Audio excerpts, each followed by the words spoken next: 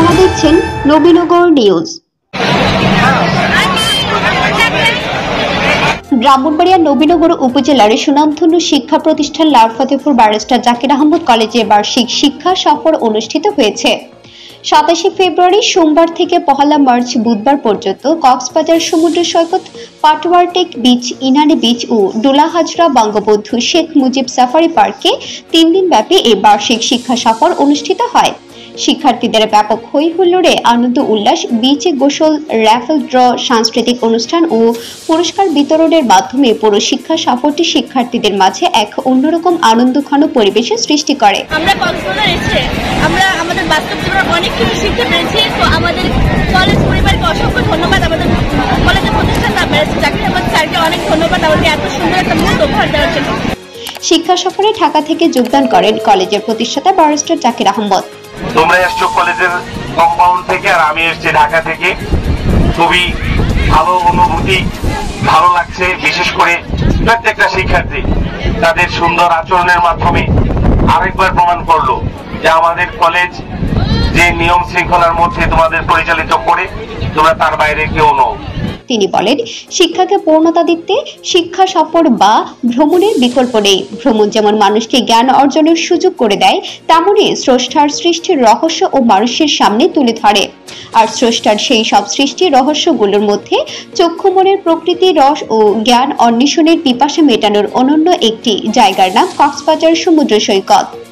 নয়নাভিরাম পৃথিবীর সর্ববৃহৎ সমুদ্র সৈকত কক্সবাজারের শিক্ষা সফরের মাধ্যমে শিক্ষার্থীরা নতুন অভিজ্ঞতা ও জ্ঞান অর্জনের সুযোগ পেয়েছে বলে জানান তিনি। শিক্ষা সফর মানে শিক্ষা সফর কিন্তু শিক্ষারই অংশ।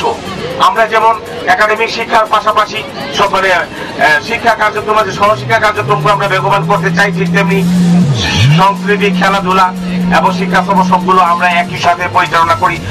এছাড়াও শিক্ষা সফরে আরো যোগদান করেন কলেজের অধ্যক্ষ মোহাম্মদ ইকবাল হোসেন, সাবেক অধ্যক্ষ বীর মুক্তিযোদ্ধা সৈয়দ আব্দুল কাইয়ুম, কলেজের ম্যানেজিং কমিটির সদস্য আকমল হোসেন। আজকে আমাদের কলেজে আমরা শিক্ষা সফরে এসেছি, কিন্তু আমাদের কলেজের ক্লাস তো আজকে 490 জন ক্লাসে উপস্থিত আছে। এটাই আমাদের গর্ব, এটাই আমাদের অহংকার। আমরা সব কাজ একসাথে চালিয়ে যাব। সমুদ্রের গর্জন যেন তোমরা যেমন শুনেছ, সমুদ্রের মতো মনটাও বড় করতে হবে।